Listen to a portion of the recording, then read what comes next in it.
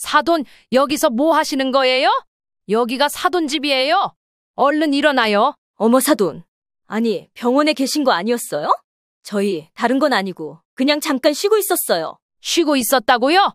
내가 병원에 누워있는 동안 내 집에서 이렇게 술판 버리고 안방까지 차지하고 누워 자는 게 쉬는 겁니까? 그 소리에 며느리도 부엌에서 허둥지둥 나왔습니다.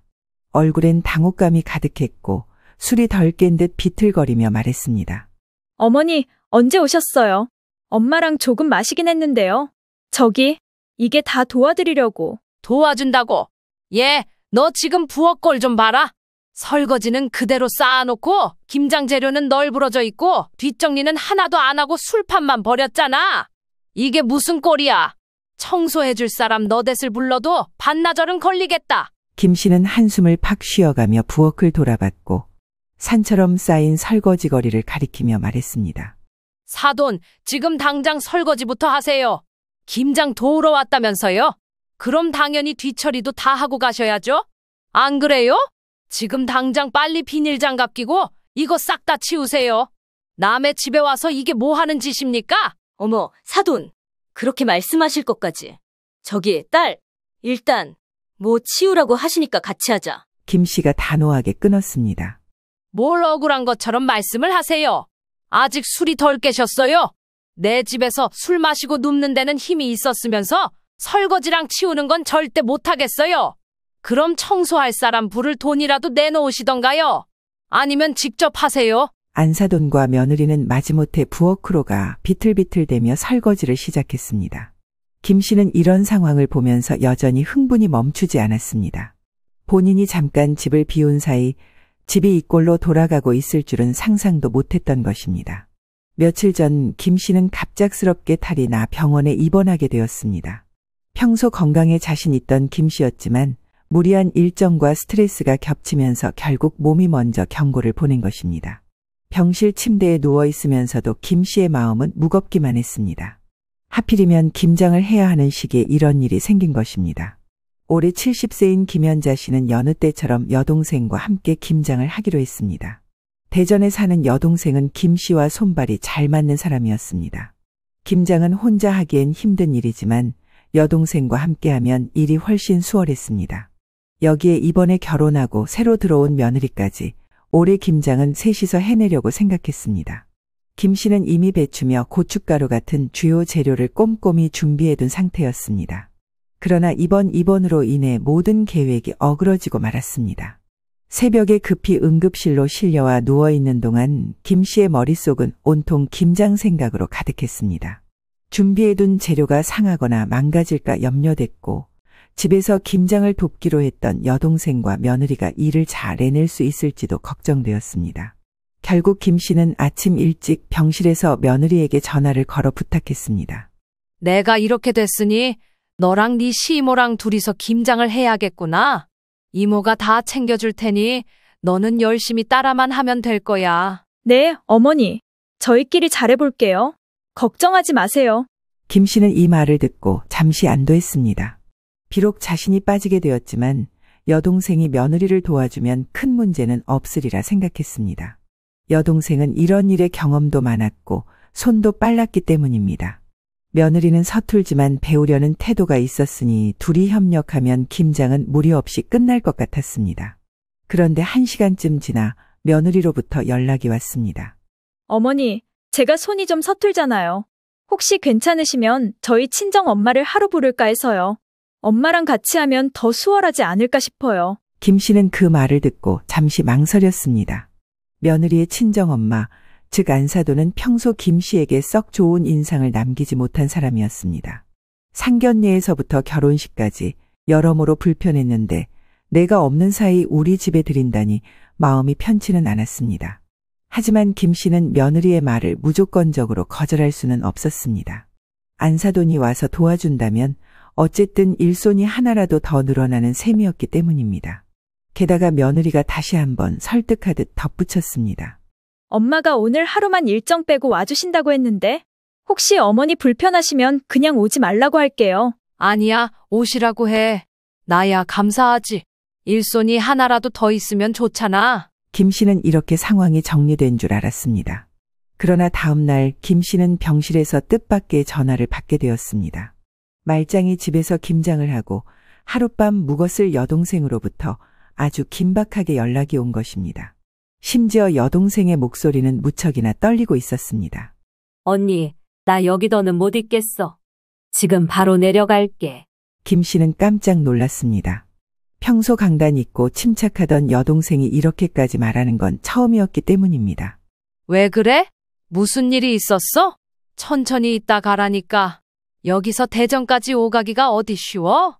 나는 내일쯤 넉넉히 퇴원할 것 같은데 내 얼굴은 못 보더라도 너 어제 힘들었을 거 아냐. 언니, 내가 오죽하면 가겠어? 살다 이런 상황은 정말 처음 본다. 그리고 언니, 정신 똑바로 차려. 이 집 언니 며느리랑 안사돈한테 뺏기기 싫으면. 대체 무슨 일이 있었기에 여동생이 이런 말을 하는 것일까? 김 씨는 불안과 초조함 속에서 여동생에게 물었습니다. 뭔데 그러는 거야? 무슨 일이 있었는지 똑바로 말해봐. 언니, 내가 여기서 뭘 들었는지 얘기할게. 근데 정말 착잡하다. 내가 이대로 집에 가는 게 맞는지도 모르겠어. 여동생의 목소리에는 분노와 경고가 섞여 있었습니다. 김 씨는 그 말을 듣고 더 이상 전화를 이어갈 수 없을 정도로 당황했습니다. 병실에 누워있는 김 씨는 여동생이 겪은 일이 무엇인지 도저히 짐작할 수 없었고 가슴이 답답할 뿐이었습니다. 본래 김 씨는 아들 부부와 합가해서 살고 있었습니다. 김 씨의 나이도 70세를 바라보는 터라 혼자 집을 관리하고 지내는 일이 조금씩 버거워질 무렵이었습니다. 그러던 차에 이제 막 30대 초반의 아들이 결혼을 하게 되었고 경제적 여유가 부족한 신혼부부에게 합가를 제안했습니다. 둘 다 준비가 안 되었다고 하니 여기서 3년 정도 같이 살고 그동안 돈 모아서 너희 집을 마련해라. 그때가 되면 나도 이 집을 정리하고 조용히 살 생각이다. 당시 며느리는 네일아트 가게를 운영하고 있고 사업 초기 비용이 많이 들어갔는지 여윳돈이 없는 상태라고 했습니다. 그래도 김 씨의 눈의 성격은 싹싹하고 일도 성실해 보였습니다. 또한 아들과 며느리는 대학 동창회에서 다시 만나 결혼을 결심하게 되었다고 하는데 둘이 좋다고 하니 더할 바가 있을까 싶어 결혼을 허락했습니다. 그러나 문제는 며느리의 친정엄마 안사돈이었습니다. 안사돈은 첫인상부터 김 씨에게 썩 좋지 않은 인상을 남겼습니다. 상견례의 자리에서 화려하게 꾸민 모습으로 나타난 안사돈은 김 씨와 전혀 다른 분위기를 풍겼습니다. 화장도 짓고 옷차림도 마치 결혼식 하객처럼 화려했습니다. 상견례 날이니 신경을 썼나 보다 싶었지만 대화를 나눌수록 그 인상이 불편하게 변했습니다. 안사돈은 자신이 이혼했으며 현재는 재혼한 남편과 함께 살고 있다고 했습니다. 제가 진짜 고생을 많이 했어요. 일찍 결혼해서 아기 낳고 제대로 돌봐주지도 못했거든요. 아, 그러시구나. 정말 고생 많으셨겠어요. 제가 결혼이 늦은 편이고 안사돈은 결혼이 엄청 빠른 편이시네요. 우리 둘이 15살 차이나 나니까요. 맞아요. 그리고 저는 혼인신고만 하고 결혼식을 못했거든요. 그래서 우리 딸내미는 아주 성대하게 해주고 싶어요. 왜? 요즘 호텔에서도 결혼식 많이 하잖아요. 연예인처럼 공주님처럼 만들어주고 싶네요. 안사돈은 이렇게 말하며 딸의 결혼식에 대한 로망을 늘어놓았습니다. 문제는 정작 결혼식 비용에는 한 푼도 보탤 생각이 없다는 점이었습니다. 근데 호텔이라면 돈이 많이 들어갈 텐데요. 하객들도 부담될 수 있고요. 저희는 생각해뒀던 예식장이 있어서 사돈께서 생각하신 곳이라도 있나요? 네? 아니요. 호텔이라면 다 좋아요. 그리고 이런 건 남자 쪽에서 해주는 거 아닌가? 너무 좋은 데서 안 해주셔도 돼요. 부담 갖지 마세요. 김 씨는 이 말을 들으며 황당함을 느꼈습니다. 너무 당당하게 결혼식을 호화스럽게 요구하고 있으니 순간 내가 여기에 뭐 담보라도 잘못 잡힌 게 있었나 착각이 들 정도였습니다. 김 씨는 속으로 이렇게 생각하며 이 사람이 이후에도 번거로운 문제를 만들지 않을까 걱정스러웠습니다. 그러나 아들과 며느리가 서로를 진심으로 아끼고 있으니 안사돈을 자주 볼 일도 없을 거라며 스스로를 다독였습니다. 하지만 합가 이후에도 안사돈은 꾸준히 김 씨의 신경을 긁는 존재로 남아 있었습니다. 안사돈은 며느리의 네일아트 가게에 자주 들르며 시간을 보냈습니다.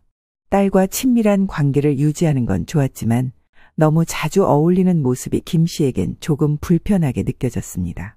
직접적으로 마주칠 일만 없으면 된다며 안사돈에 대한 안 좋은 인상을 애써 무시하던 중 첫 만남에서 느꼈던 불편한 감정은 이내 현실이 되고 말았습니다. 앞서 말했듯 김장을 돕겠다고 나타난 여동생으로 인해 안사돈에 대한 모든 실체가 밝혀졌던 것입니다.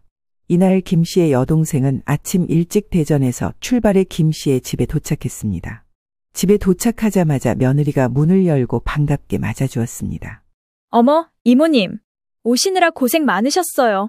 재료는 준비돼 있는데 제가 손이 좀 서툴어요. 이모님이 알려주시면 열심히 해볼게요. 그리고 곧 엄마도 오실 거예요. 며느리는 밝고 친절한 태도로 여동생을 안내했습니다. 여동생은 배추 상태 확인부터 김장 양념을 만드는 과정까지 하나하나 차근차근 가르쳐 주었습니다. 며느리는 처음엔 서툴렀지만 곧잘 따라왔습니다. 이렇게 하면 되는 거예요? 이모님. 그래, 그렇게 하면서 양념을 골고루 묻혀야지. 처음 치고는 잘하는데. 여동생은 며느리가 비교적 열심히 배우는 모습을 보고 안심했습니다. 하지만 이내 예기치 못했던 일이 벌어졌습니다. 얼마 지나지 않아 며느리가 말했던 친정엄마, 즉 안사돈이 집에 도착했습니다. 문을 열고 들어온 안사돈은 활달한 목소리로 인사를 건네며 집안을 둘러보기 시작했습니다. 와, 드디어 와보네. 우리 딸이 사는 곳이. 이런 때 아니면 언제 이 집에 들어와 봐. 집도 넓고 괜찮네. 좀 오래된 아파트 같긴 하지만. 안사돈은 마치 이 집에 오래 드나들었던 사람처럼 편하게 신발을 벗어던지고 들어왔습니다. 그러면서 곧장 여동생에게도 다가와 말을 건넸습니다. 어머, 안녕하세요. 이모님이시죠? 저는 여기 얘네 친정엄마예요. 그런데 이모님은 나이가 어떻게 되세요? 예, 올해로 환갑이에요. 저희 언니랑은 10살 차이가 나네요. 여동생이 대답하자 안사돈은 웃으며 말을 이어갔습니다. 어머, 그렇구나. 그래도 우리 사돈보다는 나랑 나이가 더 가까우시네. 제가 좀 많이 젊은 편이라서요. 이렇게 만나서 반갑네요. 안사돈의 말투는 친근함을 가장하면서도 여동생을 은근히 하대하는 느낌을 풍겼습니다.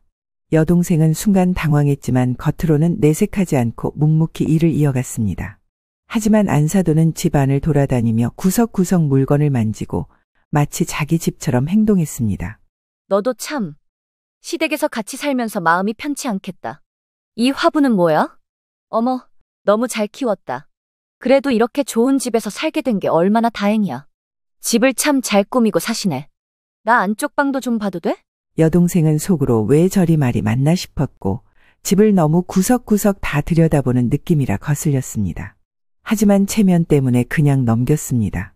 그러면서 한창 김장을 도우며 함께 일을 하던 중 안사돈이 갑자기 손을 멈추더니 말했습니다. 근데 있잖아요. 나 수육이 먹고 싶다. 우리 같이 수육 먹으면서 술 한잔 어때요? 여동생은 어이가 없었지만 차분히 대답했습니다. 네? 수육 드시고 싶으신가 보네. 정 그러시면 가서 사오세요. 그런데 안사돈은 툭툭 자리를 털고 일어나더니 정말로 시장에 가서 고기와 술을 사들고 돌아왔습니다. 여동생은 이미 일이 느려지고 있는 상황에서 안사돈의 이런 행동이 불쾌했지만 참고 넘어가기로 했습니다. 수육이 삶아지고 음식 준비가 한창일 때였습니다. 여동생은 며느리와 안사돈의 요청대로 준비를 마치고 음식을 테이블에 올렸습니다. 하지만 안사돈이 갑자기 핸드폰을 꺼내더니 누군가에게 전화를 걸기 시작했습니다. 어디야? 여기로 와. 응, 다 차렸어.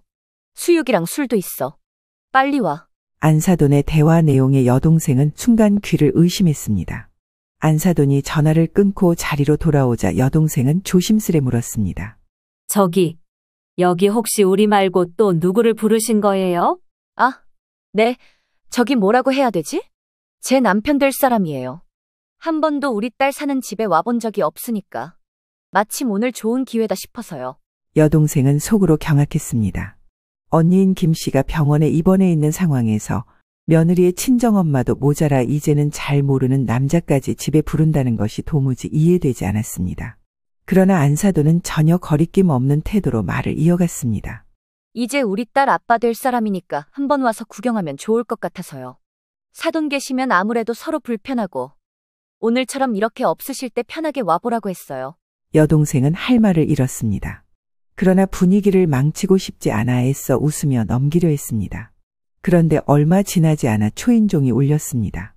며느리가 문을 열자 안사돈의 남자친구가 집 안으로 들어왔습니다. 그는 약간 어색한 표정으로 고개를 끄덕이며 인사했습니다. 안녕하세요. 처음 뵙겠습니다. 여동생은 억지로 웃으며 인사했지만 속으로는 대체 이 사람이 왜 여기에 와 있는지 이해할 수 없었습니다. 그러고는 소파에 앉아 안사돈과 대화를 나누기 시작했습니다. 그러면서 곧장 안사돈은 남자친구의 팔을 잡아 식탁으로 이끌었습니다. 가서 얼른 먹자. 수육 진짜 예술로 삶아졌어. 여기 우리 사돈네 여동생분. 이모님인가? 맞아. 이모님이 다 해주셨어. 같이 먹어보자. 안사돈이 하도 성화를 부리는 바람에 여동생도 어쩔 수 없이 자리에 앉아야 했습니다.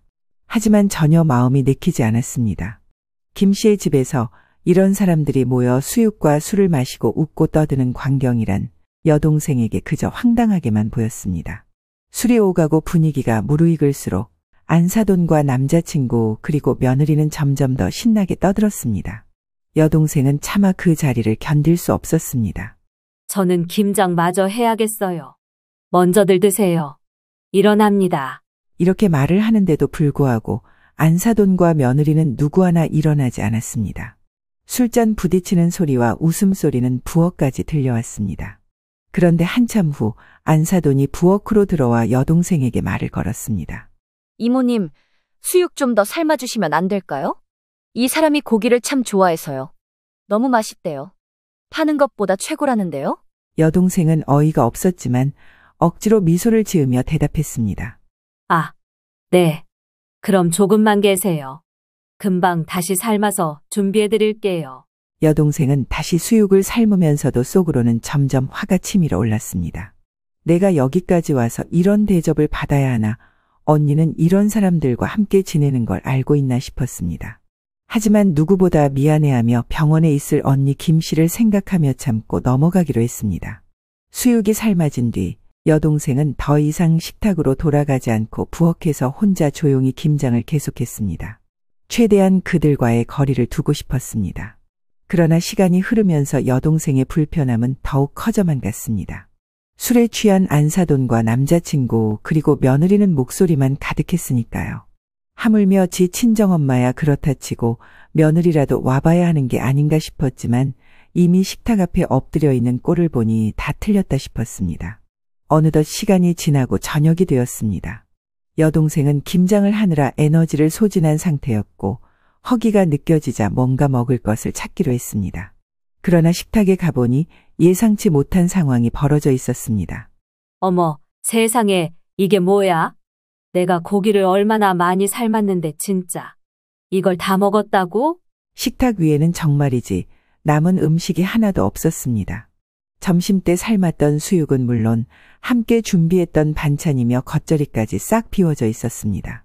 어쩜 인간들이 이렇게 경우가 없는지, 나는 입도 없고 만드는 손만 있다고 생각하는 건지 조금이라도 남겨줄 생각도 없던 것 같았습니다. 그저 다 먹고 치워야 할 설거지거리들만 잔뜩 쌓여 있었습니다. 여동생은 속에서 분노가 치밀어 올랐지만 꼭 참았습니다. 지금 와서 뭐라고 해봤자 소용없다는 것을 알았기 때문입니다. 대신 부엌으로 가서 겉절이를 가져다 밥과 함께 후루룩 먹었습니다. 그런 사이에도 안사돈과 남자친구 그리고 며느리는 여전히 신이 났고 거실에 눕거나 앉아서 TV를 켜고 실컷 떠들고 있었습니다. 밥을 다 먹은 여동생은 그릇을 치우고 대강 자리를 정리했습니다. 지들이 처먹은 건 지들이 치워야지. 난 내가 먹은 것만 치운다. 어우, 이제 좀 들어가서 쉬어야겠다. 그리고 며느리를 불러다 조심스럽게 물었습니다. 저기, 조카 며느리, 나 이제 좀 쉬고 싶은데 나는 어디서 자면 되는 거야? 언니가 말해놨다고 하던데. 여동생은 김 씨가 평소 사용하던 안방을 내어줄 거라고 예상했습니다. 언니 김 씨는 늘 여동생이 집에 올 때면 안방을 양보해서 편히 쉬게 해줬던 사람이었습니다. 그러나 며느리는 여동생의 예상과 전혀 다른 말을 꺼냈습니다. 아, 이모님, 주무시려고요? 이쪽 방을 쓰시면 될 것 같아요. 며느리가 가리킨 방은 작은 쪽방이었습니다. 여동생은 당황했습니다. 본인도 언니 집에 몇 번 드나들어서 잘 알지만 여기는 창고나 다름없는 곳이었습니다. 뭐야? 정말이야? 우리 언니가 나더러 이 방에서 자라고 했다고? 네, 어머니가 그렇게 말씀하셨어요. 이모님은 이쪽 방에서 주무시는 게 좋을 것 같다고 하셔서요. 이불 갖다 드릴게요. 잠깐 계세요. 여동생은 순간 말문이 막혔습니다. 며느리의 얼굴은 전혀 미안함도 거짓말을 하고 있다는 흔적도 찾아볼 수 없었습니다. 그저 평온하고 당연하다는 듯한 표정이었습니다. 여동생은 잠시 입을 다물고 며느리를 똑바로 바라봤습니다. 그러다 결국 체념하듯 고개를 끄덕이며 말했습니다. 다 귀찮고 짜증났고 내일 아침이 되면 그냥 빨리 대전으로 내려가고 싶었습니다. 그래, 그러면 그렇게 할게. 여동생은 한숨을 내쉬며 며느리가 가져다 준 침구를 대충 펴고 방 한쪽에 몸을 웅크렸습니다. 그런데 쪽방에 자리를 눕고 잠깐 누우려다 여동생 눈에 들어온 풍경을 보고 깜짝 놀랐습니다. 문을 닫기 전 안방 쪽을 스쳐보았을 때 안사돈과 남자친구가 편히 누워있는 모습이 눈에 들어왔기 때문입니다. 그들은 이곳이 자신들의 집인 양 행동하며 김 씨의 침대를 차지하고 있었습니다. 보다 못해 며느리에게 물었습니다. 저기 조카 며느리. 저 방은 우리 언니, 그니까 시어머니 방이잖아. 저기에 어머님이랑 남자친구분을 저렇게 들여도 돼? 저 침대는 언니가 쓰는 침대라고. 주무시고 가는지도 몰랐는데. 여기서 자고 가신대? 그러자 며느리는 슬쩍 인상을 썼지만 이내 얼굴을 풀고 웃으며 말했습니다. 네, 이모님. 어머니가 그래도 된다고 하셨어요. 지금 두 분 다 많이 드셔서 같이 나란히 쉬시는 게 좋으니까요. 어머니랑은 제가 다 얘기했으니까 걱정 안 하셔도 돼요. 여동생은 아무리 생각해도 이해가 되지 않았습니다. 하지만 며느리는 더 이상 대화할 생각이 없다는 듯 쪽방의 문을 본인이 먼저 슬며시 닫아버렸습니다. 그렇게 이 방에 남은 여동생은 얇은 담요를 덮고 몸을 웅크렸습니다.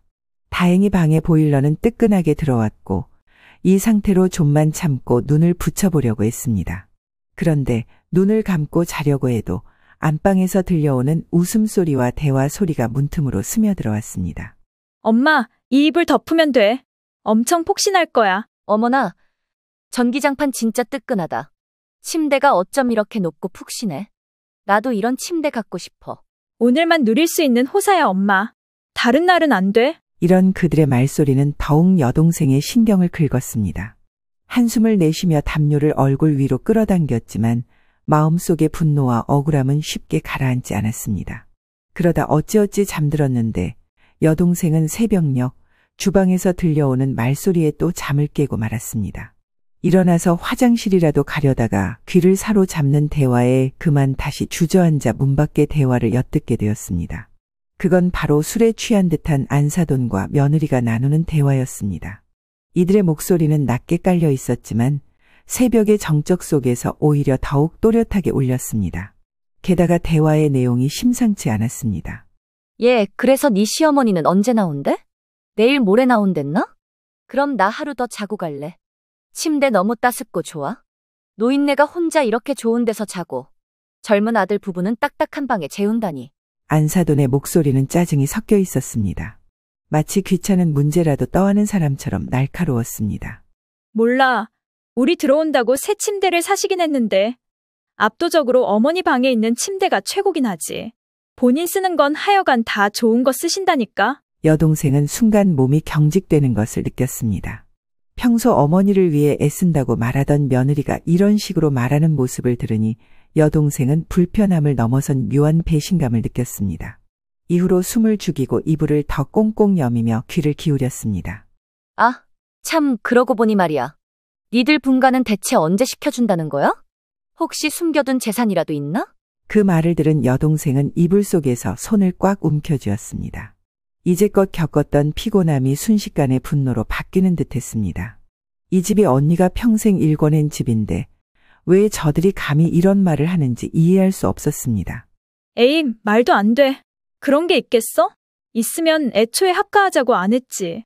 나도 가게만 좀 잘 됐으면 이 집에 안 들어왔을 거야. 치사하고 더러운데 그냥 참고 있는 거지 뭐. 그 말은 여동생에게 충격이었습니다. 며느리가 김 씨와 합가를 선택한 것이 어쩔 수 없는 상황 때문이었다는 사실은 이미 알고 있었지만 이런 식으로 무리하게 말할 줄은 상상도 하지 못했습니다. 여동생은 참을 수 없는 분노와 당혹감에 침대에서 벌떡 일어나고 싶은 충동을 느꼈습니다. 그러나 이를 악물며 다시 자리에 누웠습니다.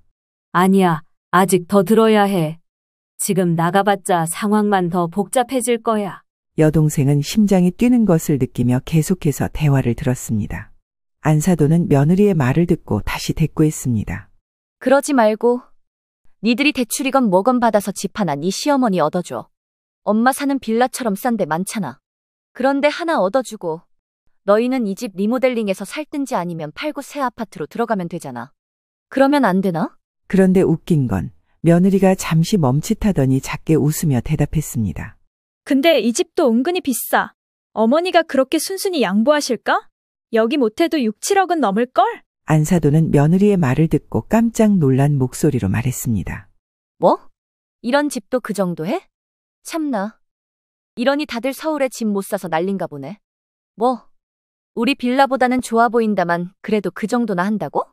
예, 그러면 그럴수록 얼른 젊은 애들이 여기 들어앉는 게 낫지. 노인네가 계속 있어서 뭐해? 그 순간 여동생은 침대에서 벌떡 일어나고 싶은 충동에 사로잡혔습니다. 그러나 눈을 질끈 감고 꾹 참았습니다. 야, 복잡하게 생각할 거 뭐 있어. 네 시어머니 많이 아프잖아. 더 고민 말고 요양병원에 보내는 게 딱이네. 내가 아는 곳도 있어. 깨끗하고 좋더라. 거기 계시면 치료도 잘 되고 너희도 편하고 나중엔 나도 종종 네 새아빠랑 여기 놀러와도 되지. 엄마, 좀 작게 좀 말해. 이모님도 있는데 들리면 어떡해? 별 걱정을 다 하네. 뭘 듣긴 들어. 아까 아주 넋이 빠져서 코를 골더만. 그리고 뭐 어때? 내가 뭐 어떻게 한다고 했나? 그냥 제안을 한 거지. 아무튼 뭐 나도 엄마 말 듣고 보니 여러모로 불편한 건 사실인데 그렇게 바꾸기가 어디 쉽나. 요즘 세상에 합가해서 사는 며느리가 어딨어? 젊고 똑똑한 애가 머리 좀 써야지. 나중에 퇴원해서 오면 슬슬 요양병원 얘기 꺼내봐. 그래. 니들 애기 가진다고 모시기 힘들다고 하면 나중에 네 시어머니가 집을 얻어주던가 아니면 알아서 병원 가던가 하지 않겠어? 그리고 네가 네 신랑 살살 잘 꼬셔봐. 며느리는 잠시 망설이더니 작은 목소리로 대답했습니다. 그래도 되려나? 생각 좀 해봐야겠다. 엄마가 아는 병원이 어디에 있지? 여동생은 이불 속에서 온몸이 경직되는 것을 느꼈습니다. 저들이 이렇게까지 대놓고 언니를 요양병원으로 몰아내고 집을 자신들 마음대로 사용할 계획을 세우고 있다는 것이 믿기지 않았습니다. 이건 언니를 병원에 가두겠다는 소리잖아. 그러면서 집은 자기들이 쓰겠다고? 저것들 진짜 무서운 것들이네. 안사돈은 계속해서 이야기를 이어갔습니다. 그래. 내가 아는 병원이 정말 좋아. 나중에 한번 같이 가보자. 진짜 시설도 좋고 간병인도 잘 봐줘. 그런데 슬슬 보내면 되지 뭐. 알겠어, 엄마. 나도 요즘 너무 힘들긴 해. 같이 사니까 진짜 자잘한 거 다 눈치 보이고 힘들다니까. 뭐, 신랑한테 잘 얘기해 볼게. 여기까지 듣고 있었던 여동생은 이제 자신이 더 이상 이 집에 머무를 수 없다고 느꼈습니다. 이날 정말 뭔 정신으로 새벽을 버텼는지 머리가 아프고 어지러울 지경이었습니다. 다음 날 여동생은 새벽같이 집을 나섰습니다. 나가는 길에 보니 이미 거실은 술 냄새가 진동을 했습니다. 바닥에는 술병과 빈잔이 여기저기 널브러져 있었고 식탁에는 다 먹다 만 음식들이 아무렇게나 흩어져 있었습니다. 남은 김장 재료는 제대로 정리되지 않아 짜투리 배추와 고춧가루가 그대로 방치되어 있었고 싱크대에는 설거지하지 않은 접시와 그릇이 쌓여 있었습니다. 그런데 섬뜩했던 게 얼른 가방을 들고 현관으로 나오던 중 안사돈이 문득 눈을 뜨고 여동생과 마주쳤습니다. 술기운이 덜 깬 얼굴로 안사돈은 말했습니다. 어머, 벌써 가세요? 더 있다 가시지. 부지런하시네. 집이 대구? 어디라고 하셨죠? 동생은 이때 말을 확 자르며 짧게 대답했습니다. 네, 전 먼저 가볼게요. 그럼 이만. 안사돈은 동생의 짐을 힐끗 보더니 태연한 얼굴로 고개를 끄덕이며 다시 소파에 몸을 기대었습니다. 이런 태도는 마치 여동생이 떠나는 것을 당연히 여기고 아무 관심도 없다는 듯 보였습니다. 그렇게 밖으로 걸어나와 지하철에 도착한 여동생은 천천히 발걸음을 옮기며 휴대폰을 꺼내 들었습니다. 아침 일찍이었지만 언니 김 씨는 금방 전화를 받았고 수화기 너머로 들려오는 언니의 목소리는 평소처럼 차분해 보였습니다. 여동생은 그런 언니의 목소리가 더더욱 가슴 아프게 느껴졌습니다. 언니, 나 지금 집에 가려고 해. 지하철까지 내려왔어. 뭐? 뭘 그렇게 일찍 가는 거야? 하루 더 있다가 가지. 미안한데, 언니. 지금 상황이 좀 심각해. 언니도 알아야 될 일이고. 그 말을 들은 김 씨는 순간적으로 무슨 일인지 이해하지 못했습니다. 그러나 여동생의 목소리에서 느껴지는 떨림과 분노가 뭔가 상황이 심상치 않다는 것을 말해주고 있었습니다.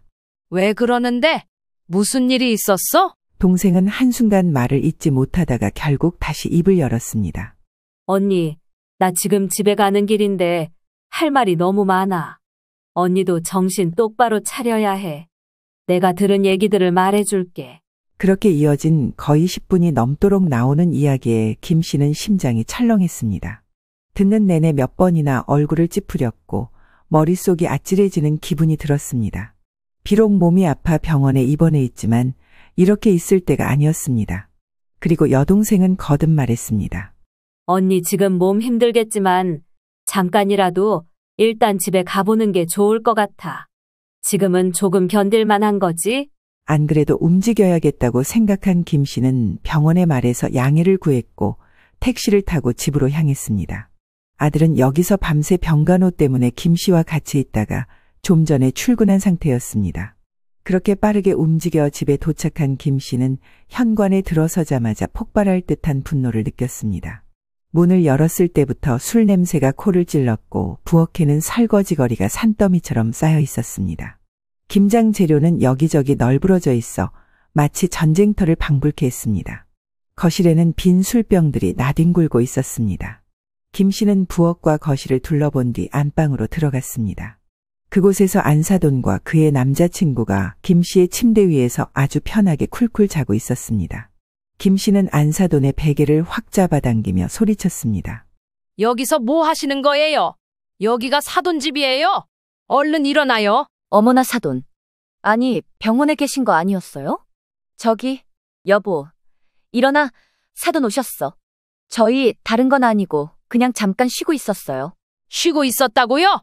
내가 병원에 누워있는 동안 내 집에서 이렇게 술판 버리고 안방까지 차지하고 누워 자는 게 쉬는 겁니까? 그 소리에 며느리도 부엌에서 허둥지둥 나왔습니다.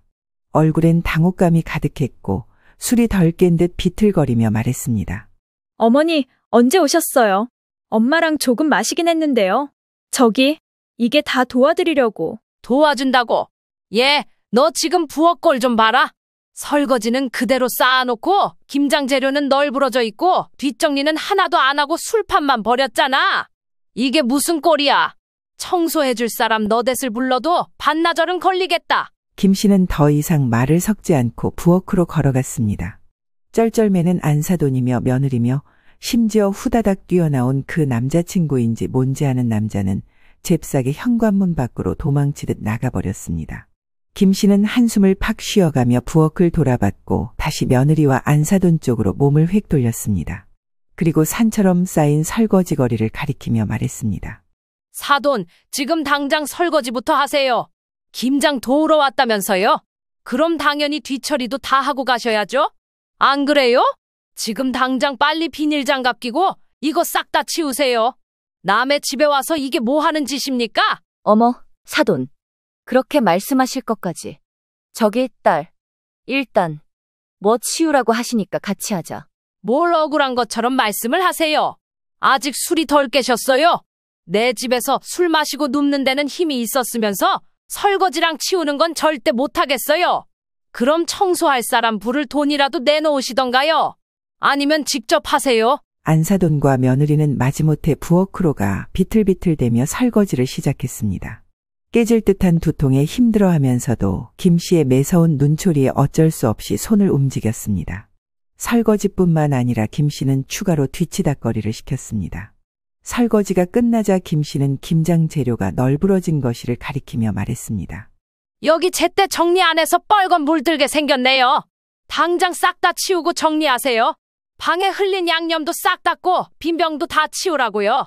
이게 사람 사는 집이야 돼지우리야. 기가 막히네 진짜. 이 와중에 며느리가 조심스럽게 말하는데 참 여우 같다고 느껴졌습니다. 어머니, 죄송해요. 일단, 아프신데 오셨으니까 잠깐 방에서 쉬세요. 이건 저랑 엄마가 찬찬히 할게요. 아니, 당장 내 눈앞에서 바로바로 치워. 나 이거 치워지는 거 봐야지 아픈 거 낫는다. 머리 굴릴 생각 말고 바로 해. 여기 네 엄마 집 아니고 시어머니 내 집이야. 같이 살자고 불렀더니 진짜 네 집인 것처럼 이렇게 쓰레기장으로 만드냐?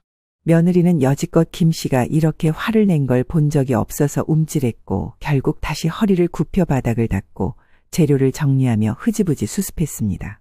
둘의 얼굴은 이미 창백해졌고 술 냄새를 풍기며 힘겹게 움직이는 모습은 참으로 초라해 보였습니다.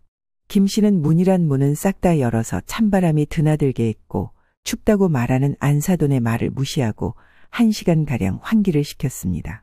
얼마쯤 시간이 지나 깨끗이 치워진 걸 보고 김 씨는 차가운 표정으로 입을 열었습니다.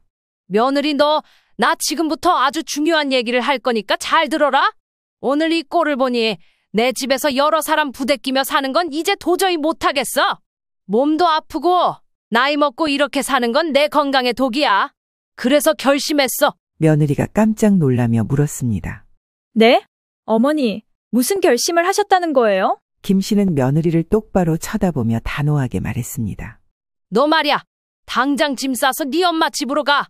거기서 둘이 잘 살던가? 아니면 니들 원룸이라도 얻어서 살던가 알아서 해. 며느리는 말을 잃었고 안사돈이 당황한 얼굴로 끼어들었습니다. 아니 나는 여기 도와주러 와서 왜 이런 꼴을 당하는지 모르겠네. 아니 저도 있는데 제 앞에서 우리 딸한테 이렇게 말씀하시는 게 어딨어요? 보자 하니까. 사돈 진짜 왜 이러시는 거예요? 김 씨는 차갑게 웃으며 대꾸했습니다. 도와준다고요? 술 냄새 풍기며 염치도 없이 사돈 내 집에 건너와서 안방 차지하고 퍼자는 게 도와주는 거예요? 사돈이 봐도 지금 상황이 너무 창피하니까 순순히 그렇게 치우고 있는 거 아니냐고요? 어머, 왜 말씀을 이상하게 하실까? 이런 식으로 우리 딸을, 며느리를 내쫓는 게 어딨어요? 본인 아들 장가 보내면서 집도 못 해줘서 이렇게 며느리 끼고 사는 거면서? 이런 행패가 어딨냐고요? 웃기시네. 자식 결혼시키는 건 아들만 하는 일인가요? 사돈은 딸 결혼 안 시켰어요. 아들 낳아서 장가 보낸 게 뭐 죄라고 집을 당연히 해다 바쳐야 하고 내가 사는 집까지 내줘가며 눈치를 봐야 하는데요. 사돈도 부모 아닌가요? 그러니까 공평하게 우리 집에서 얘네 1년 살았으니 이번엔 사돈 집으로 데려가서 1년 살게 하세요. 이게 잘못됐습니까? 안사돈은 당황한 얼굴로 인상을 쓰며 말을 잇지 못했습니다. 며느리는 여기서 뭐라고 반론을 하려는 듯 입을 열었지만 김 씨는 바로 끊으며 말했습니다. 너 말이야. 내가 모를 줄 알았지? 진짜 웃기지도 않는다.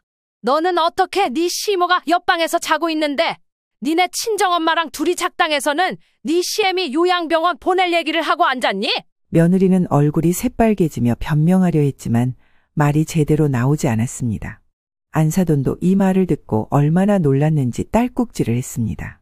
어머니, 그런 뜻으로 말한 게 아니에요. 그건 정말 오해.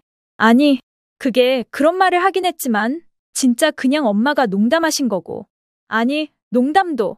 저기 뭐라고 말해야 하지? 김 씨는 손을 들어 며느리의 말을 막으며 단호하게 말했습니다. 그만.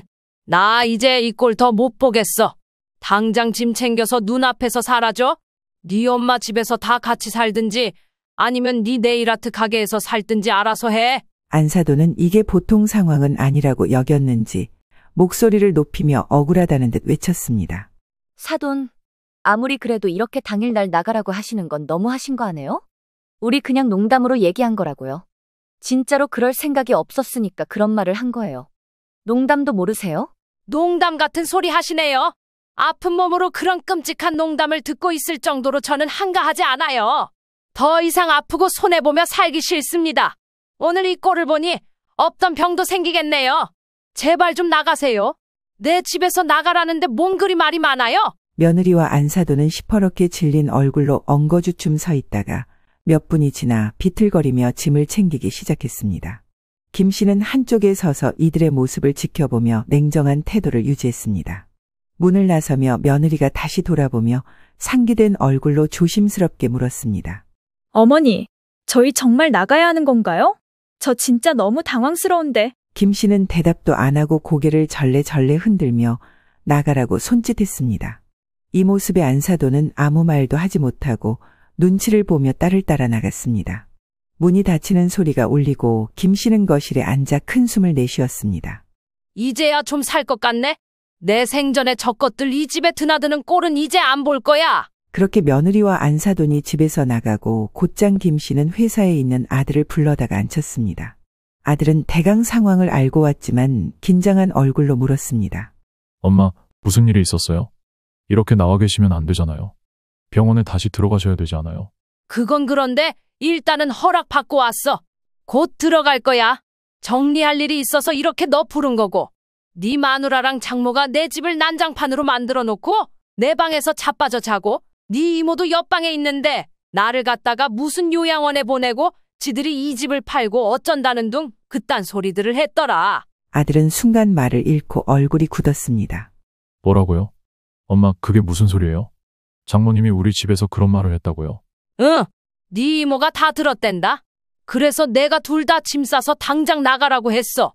네 마누라는 지금 네 장모 집에 갔을 거야.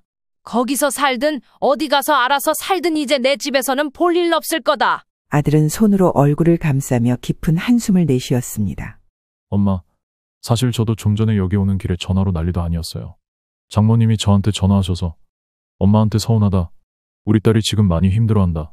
자네가 중간에서 중재 좀 해봐라 하시더라고요. 무슨 일인지 몰라서 일단 내내 했는데 그런 일이 있었네요. 중재? 중재 같은 소리 하네. 반성할 거라고 기대도 안 했다만 진짜 너무 뻔뻔해서 웃음도 안 나온다. 너는 어때? 이게 정상이라고 생각하니? 솔직히 나는 그 집 인간들 이제 안 보고 싶어. 너무 끔찍하고 진저리가 나서 다시는 엮이기 싫다. 아들은 무거운 표정으로 고개를 숙이고 있다가 한참 뒤에 고개를 들어 진지한 목소리로 말했습니다. 엄마, 사실 저도 이런 상황이라면 좀 힘들겠네요. 안 그래도 저 직장도 요즘 일이 많고 복잡한데 안 그래도 얼마간 엄마께 말씀은 안 드렸지만 이 사람이 합가하는 것에 불만이 많더라고요. 제가 어떻게 해줄 수 없는 부분인데. 뭐야? 합가 불만이면 지가 돈 들고 집을 얻던지 왜 너한테만 난리래? 모르겠어요. 저도 이제 결혼해서 산지 그리 오래되지도 않았는데 뒤로 자꾸 저한테 힘들다고 하니 스트레스가 많았거든요. 근데 이번 일까지 이 사람이 그렇게 힘들다고 하면 다른 대안은 없으니 그만하는 게 맞지 않나 싶네요. 솔직히 너무 실망스럽고요. 그만한다는 게 어떻게 하겠다는 건데 넌? 저는 오늘 얘기 듣고 확신이 섰어요. 장기적으로 봐도 이런 결혼은 유지하는 게 아니라 서로를 더 불행하게 만들 것 같아요. 그러니까 이혼하는 게 맞을 것 같아요. 와이프도 얼마 전에 극단적으로 얘기를 꺼내길래 혼자 엄청 마음고생하고 있었거든요. 진짜 웃기지도 않네. 합가 힘들다고 지가 먼저 이혼 소리를 꺼냈다고? 이거 진짜 작정하고 일 벌이려던 거 맞구만. 뭐가 아니라는 거야? 격분한 김 씨는 잠시 말을 멈췄다가 차분히 대답했습니다. 일단 뒷일은 이제 네가 알아서 해. 장가까지 보냈으면 엄마는 거기서 할 일 다 했어. 너도 성인이고 이제 정리는 직접 할 수 있어야지. 아들은 고개를 숙이며 다짐하듯 말했습니다. 엄마, 제가 알아서 처리할게요. 이혼 준비도 제가 잘할게요. 엄마가 더 고생하시거나 신경 쓰지 않도록 할 테니 이제 좀 쉬세요. 병원으로 다시 모셔다 드릴게요. 이후로 이제 복잡한 이혼 과정이 벌어지게 되는데 사실 평범하게 흘러가지는 않았습니다. 아들에겐 합가를 이유로 그렇게 이혼을 들먹였다더니 막상 아들이 진짜로 그만 살자고 하자 며느리는 위자료며 재산 분할에 대해 끝까지 집착하는 모습을 보였습니다. 한 푼이라도 더 챙기려는 며느리를 보며 그 엄마의 그 딸이라는 생각이 들었습니다. 피곤한 상황이긴 했으나 결과적으로 이혼은 깨끗이 마무리되었습니다. 아들은 이혼 후 여러모로 엄마가 좀 쉬셨으면 좋겠다면서 근처 원룸을 얻어나갔고 김 씨는 이제사 집에서 겨우 쉴 수 있게 되었습니다. 여동생도 이쯤 전화를 걸어와 언니 김 씨의 삶을 응원해 주었습니다. 그 몰상식한 안사돈이라는 여자 마지막까지 딸 붙들고 늘어지더니 아주 쌤통이네. 보통 집안이 아니야 진짜. 이혼 잘 시켰어 언니. 이제 언니도 좀 쉬어. 그래, 나도 너무 잘 됐다 싶어. 이제 숨통이 트인다. 편하게 살아야지. 더는 누군가의 눈치를 보며 살 필요가 없는 삶에 김 씨는 깊은 안도감을 느꼈습니다.